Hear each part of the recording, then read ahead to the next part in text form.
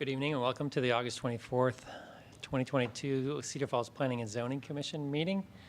We'll call the meeting to order and roll call vote by Karen. Chrisman? Here. Gribovich? Here. Hartley? Here. Holst? Here.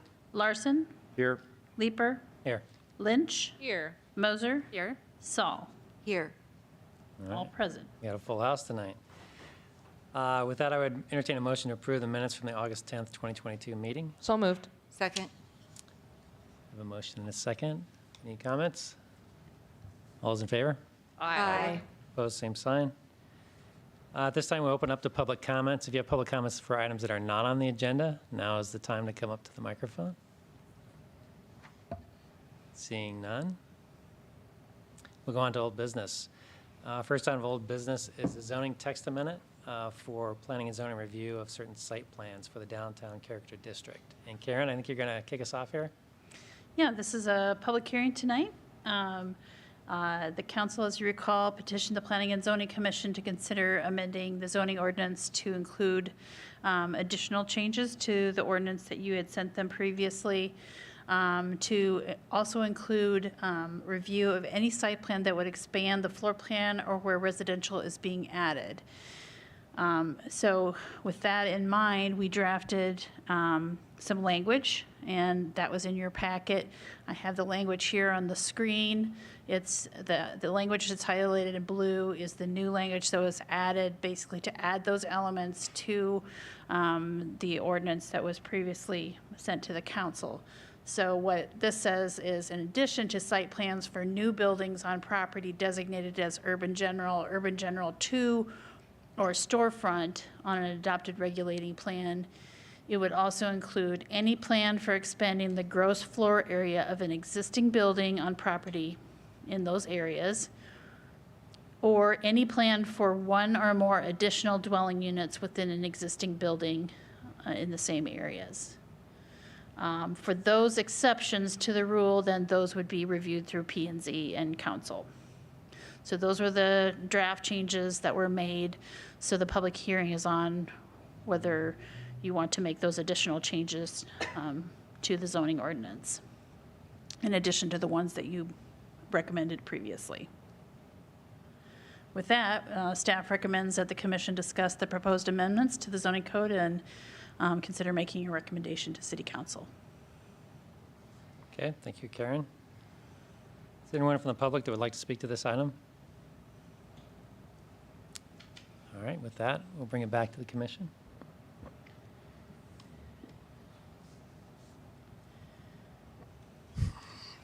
It's not like we haven't talked about this before. Well, so I just feel like we're in a little bit of an awkward position, right? In terms of making this recommendation and then having it pushed back to us. When we agreed on this and we all voted unanimously, we wanted to streamline this process. And so I feel like it's adding an extra layer or a hurdle.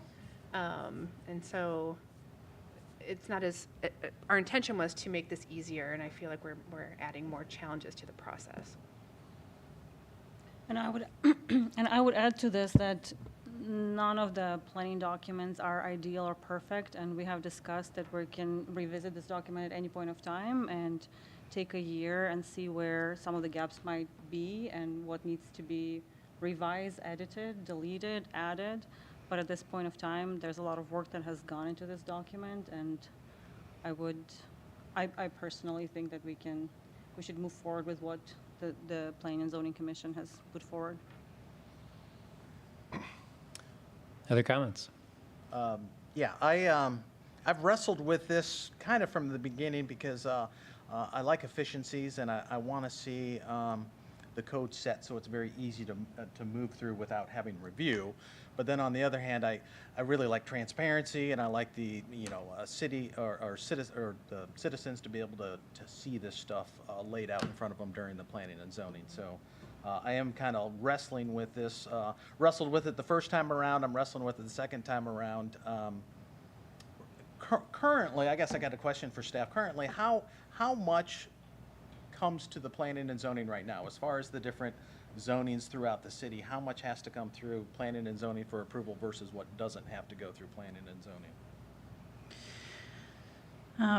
There's quite a few zones that specifically the original zones, like R1, R2, R3, R4, C1, C2.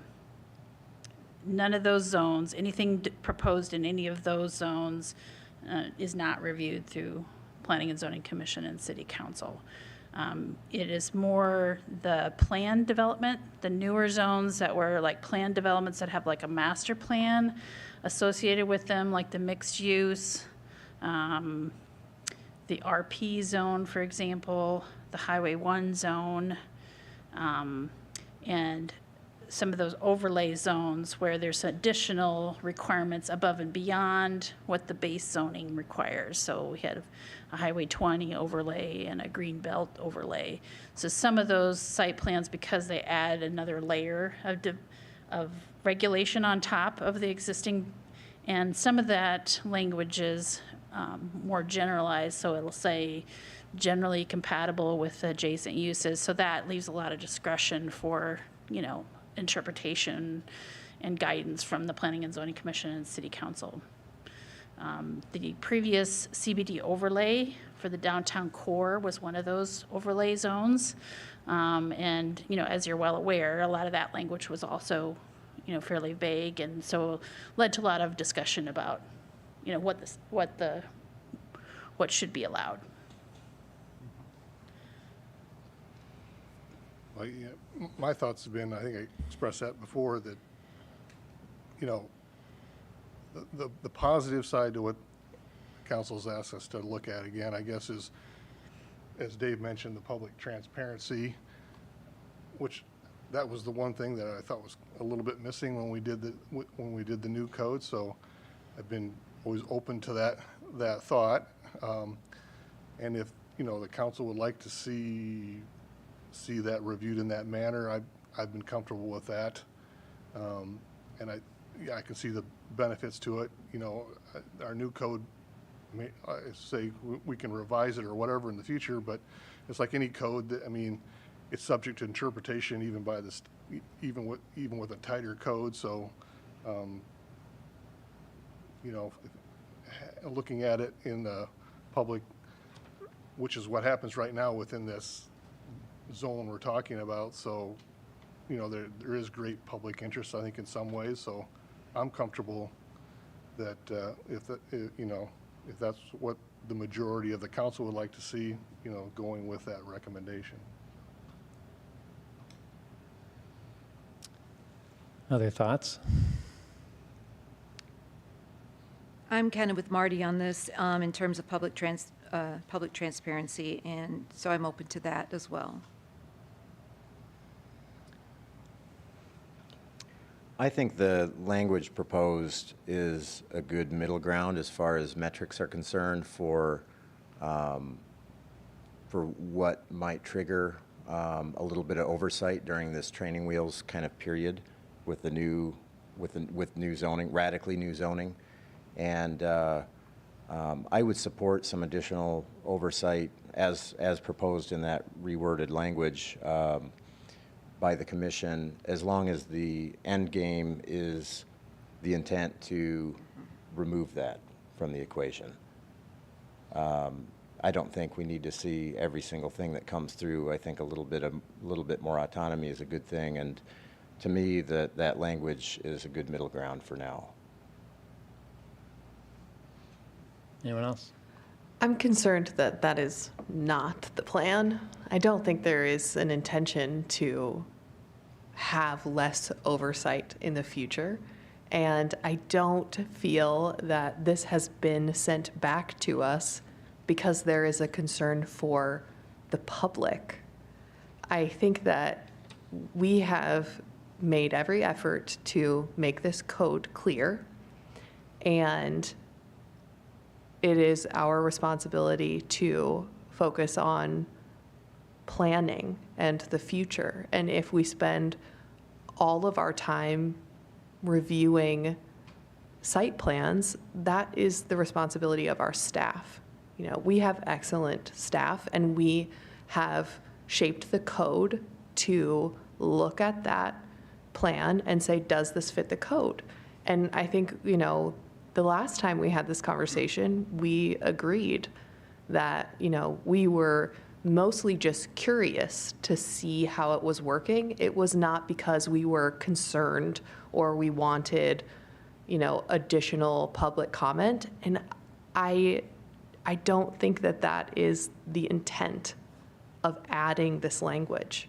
I don't think that our public is worried about adding additional square footage, I just can't see that being the issue.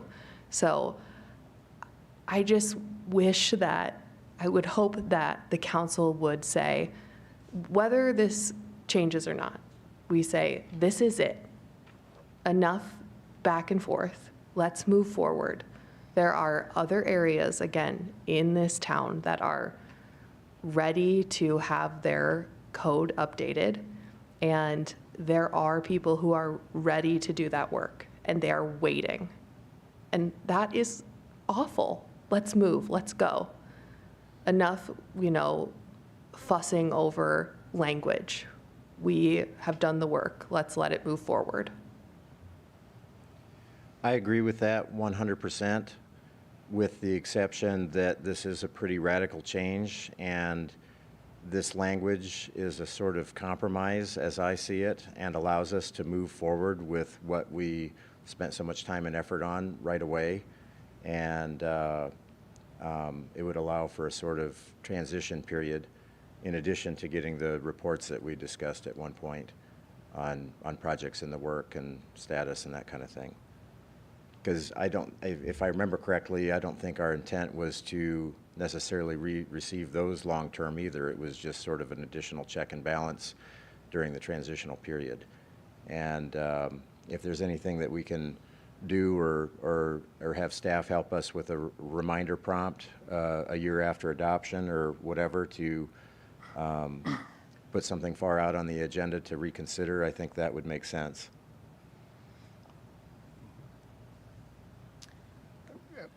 I think Kyle's concept that it could evolve like that makes some sense to me too, and that could be worthy because it is a big change.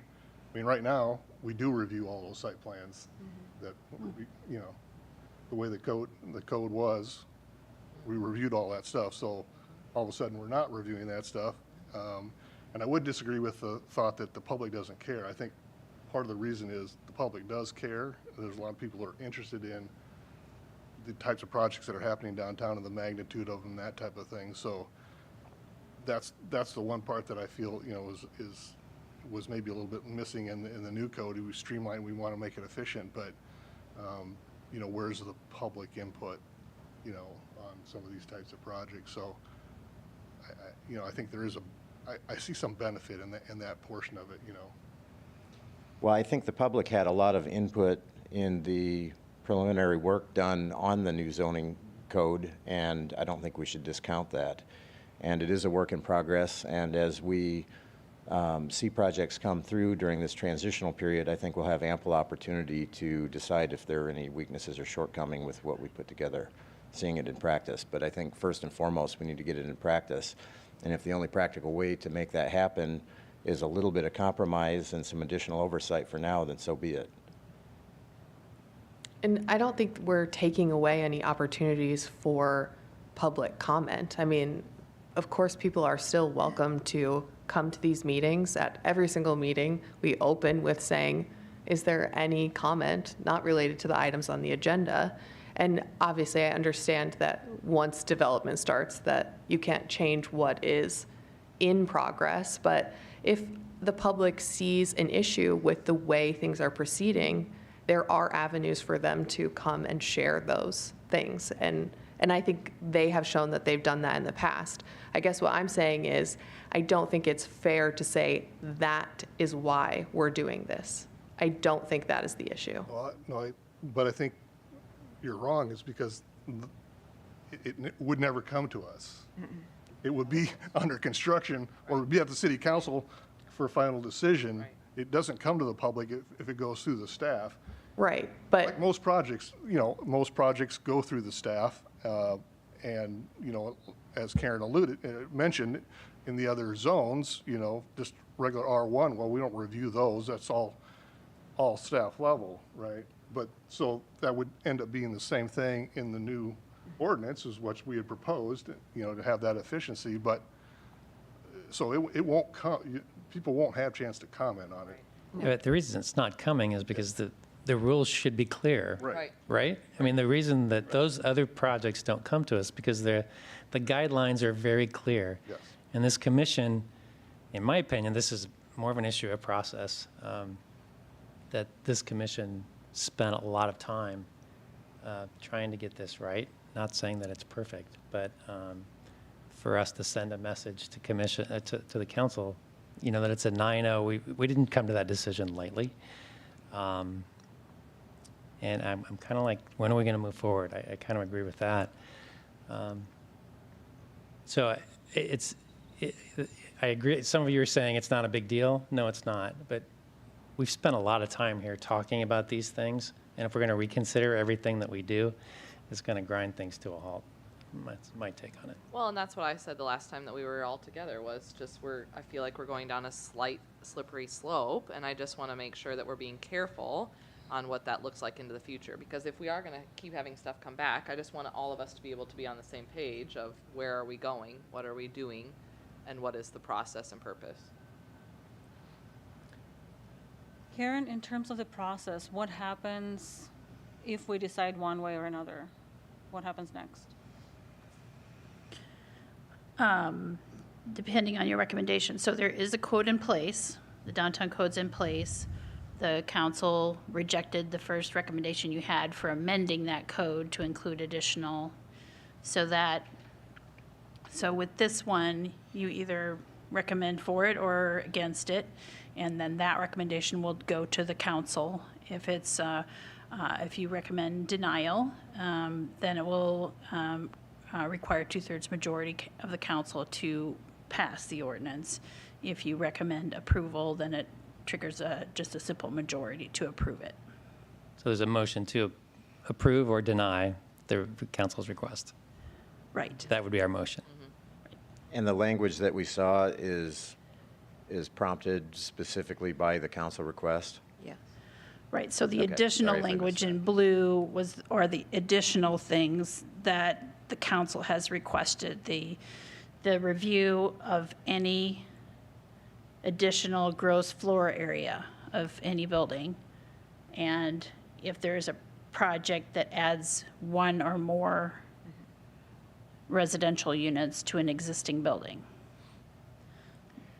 Well, I think going to this form-based model ultimately should trigger a plethora of new activity over time.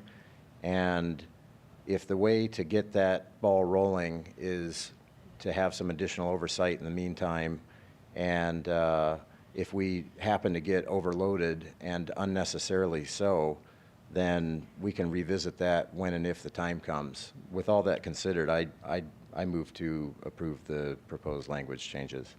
Here we have I a motion. second. And a second. I second. All right, further discussion? All right, roll call vote. Chrisman, Nay. Gripovich, Nay. Hartley, Yes. Holst, Yes? Larson, Aye. Leeper, Nay. Lynch, Nay. Moser, Nay. Saul. Yes. That motion fails. All right, so do we need to do anything else with that? Do we need another motion to deny it, or do we just, that's what it is? No, it was Okay, denied all right, with the vote. great. All right, next item of new business is the College Hill Neighborhood Overlay Design Review for a new duplex at 1224 West 20th Street. JD, you're gonna, Yes, that would be me, Mr. Chair. Thank you, Mr. Chair. So, yes, this is the first new business item tonight. This is a College Hill Neighborhood Overlay Zoning District review for a new duplex being proposed at 1224 West 20th Street. Just a little bit background on this is located in R3 zoning district and also in College Hill Overlay Zoning District. And way the College Hill Overlay Zoning District is established, I think the idea was to establish or or have focused more on the preservation of neighborhood aspects in this area, being closer to the university and higher density in this area. So the intent of this overlay was to protect the character of the neighborhood. Any new construction in this district is termed as a substantial improvement, which triggers the review by Planning and Zoning and City Council, which is why we are having this review. As of now, currently the property is being equipped with a 4-bedroom single-family unit. As you can see on your screen, there are 2 side pictures. It is existing. It was established in 1947, and there was a 2-stall garage later added in 68.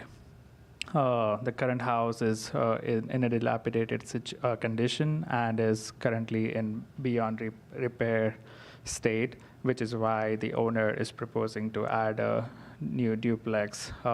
So this is not an actual image.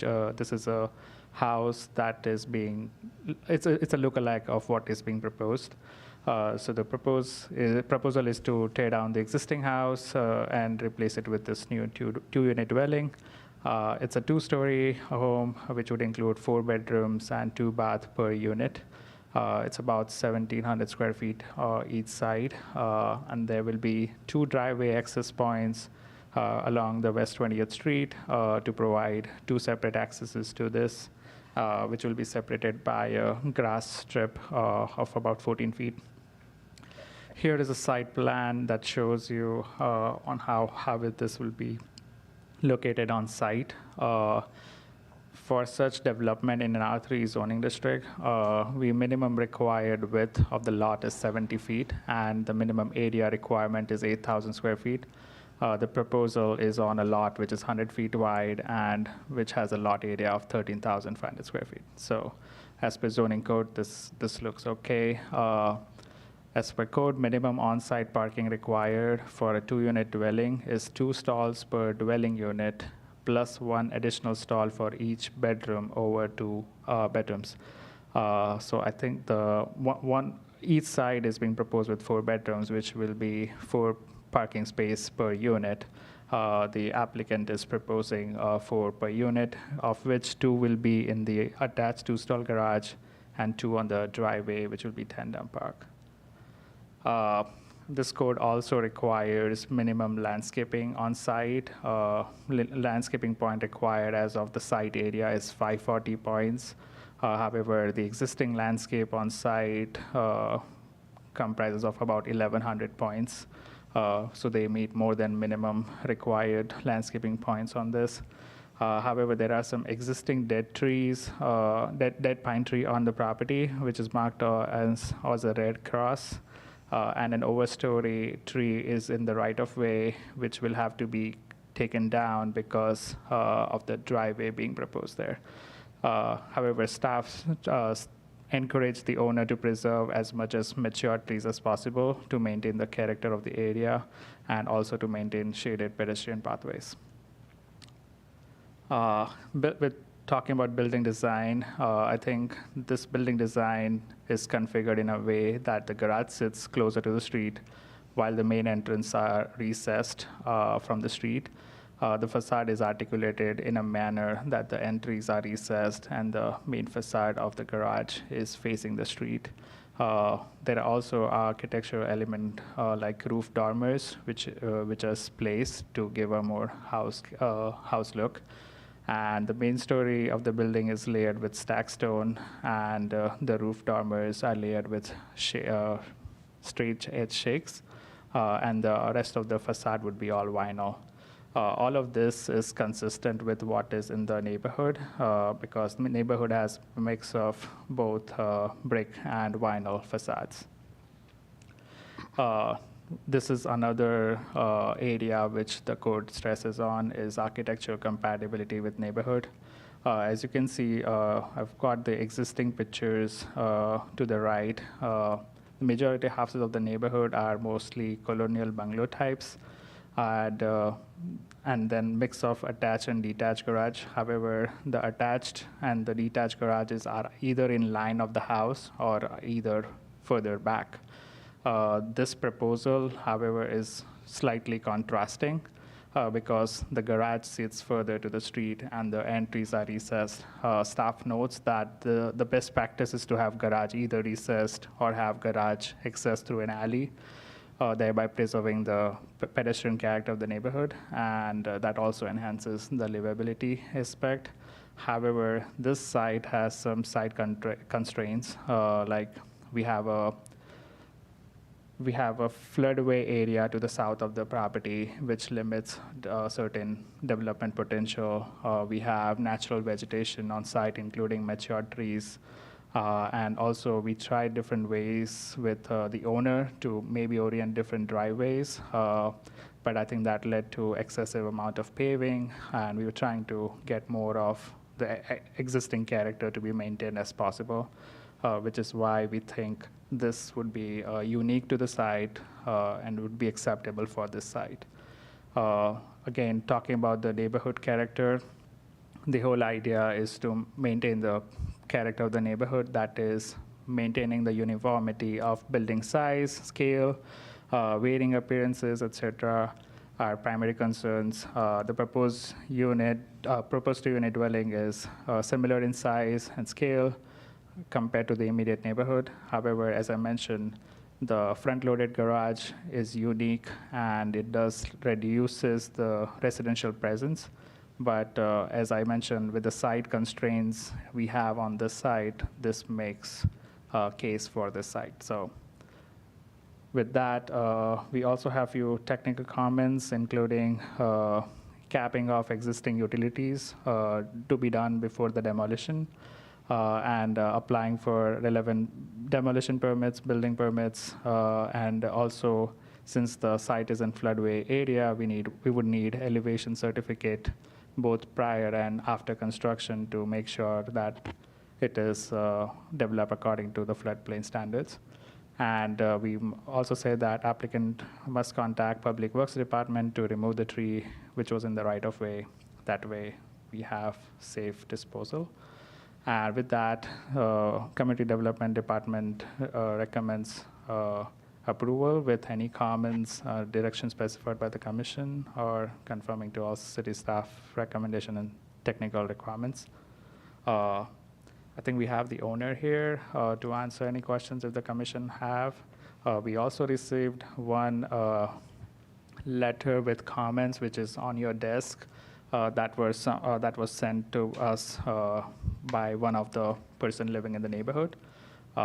So yeah, we have tried to address some of the comments, but if you have any questions, I'll be happy to answer it. Thank you. Okay, thank you, JD. Is there anyone from the applicant that would like to speak to this item? Seeing none. Anyone from the public that would like to speak to this item, come up and name and address, please. Up to the microphone. Russ Campbell, 1934 campus. And I had one comment which probably is not for this application, but motivated by it, which is the tandem parking. I don't think that's really a good concept of 4 spaces available. I don't think students will use it. I think they'll park 2 cars in the street somewhere else. And I think you should ask the city council if that satisfies the present requirement for 4 parking spaces, that maybe they should have, instead of 4 parking spaces, 4 independently accessible parking spaces. In general, as I say, that's probably too late to impact this application. I don't know what it would do for that. And for this application, the question is, I heard some years ago that the city was discouraging the 2-car curb cuts and only allowing 1-car curb cuts if possible. Is that true? Does anyone? We'll get a clarification from staff on that. Okay. And this could probably be done with just single-car curb cuts by the time it reaches the street. I have other things which really aren't relevant to the council, and I could talk to the owner if he's interested, and if he's not interested, Okay. that's his entitlement. Yeah, thank you, Russ. Anyone else from the public? All right, with that, we'll bring it back to the commission. A couple of items to be addressed with maybe the tandem parking that Russ mentioned. If you could speak to that item. As I mentioned, it is as per code, we consider tandem parking. Again, to answer a question about having one curb cut versus two, yes, I think it's always a great intent to reduce the number of curb cuts so that we can expand on-street parking and, also reduce the paving activity. We, however, discussed this with the applicant, and I'm sure the applicant can answer to this as well. I think the idea was to save the existing trees, the mature trees in the right-of-way, which is how we got like two driveways coming off, two different ways. However, we are still losing one tree, so that's all. Can I clarify that? I was not looking for a single one-car thing. I was looking at each driveway down to one car wide when it hit the Right. street. Right. Okay. So that would not impact any tree removal. It would just leave more non-curb cut.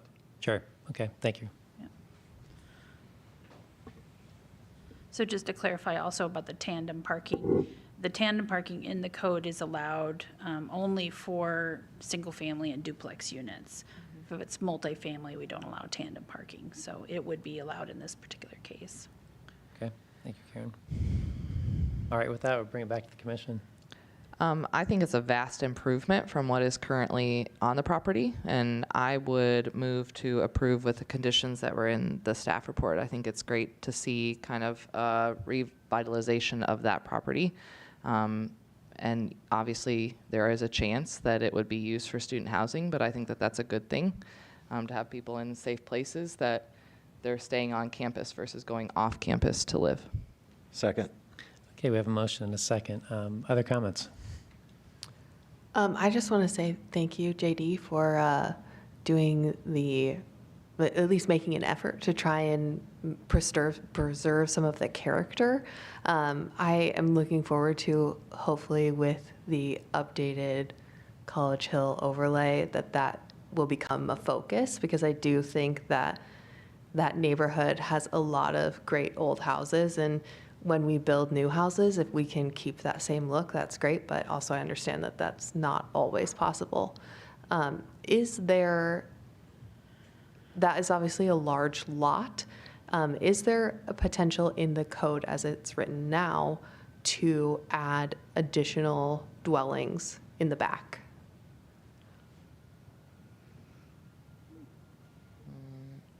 To add additional dwellings in the back? Yeah, like to put, a smaller home in the back, like behind the house. And not the way the code is, I mean, you'd have to subdivide property in order to create new lots. Okay. To do that. And so I guess we haven't looked at that. If somebody requested something like that, it would be some sort of a kind of a flag lot, but there are certain parameters on what the lot configuration could be in the subdivision code. Great. What about the suggestion of the curb cuts are really wide, of narrowing those, and is that something we can suggest maybe to the developer? Any negatives to that? Well, the problem is, I think, then you don't get all your off-street parking. Because right now, right there, aren't they required to have 4 stalls, 2 in the 2-car garage and then 2 outside the 2-car garage? And they'd be right in front of the garage. That's how they get the 4 parking stalls, if I'm reading things right. Yes, that's correct. Could narrow out the easement, though, couldn't it? I mean, essentially. But by the time I don't think it's set back that far by the time you park the car and then. Yeah, doesn't work. Yeah. Okay. Do you know how far the setback is, JD? The setback on this is 25. Yeah, Basically a car length. right. Yeah. Yeah. Okay. Any other comments? All right, we'll take a roll call vote. Chrisman? Aye. Gribovich? Aye. Hartley? Aye. Holst? Aye. Larson? Aye. Leeper? Aye. Lynch? Aye. Moser? Aye. Saul? Aye. The motion carries. All right, that concludes our business. Any commission updates? I don't have anything for you tonight. I would entertain a motion to adjourn. So moved. Second. All those in favor? Aye. Aye. Have a good night, everyone. I got it.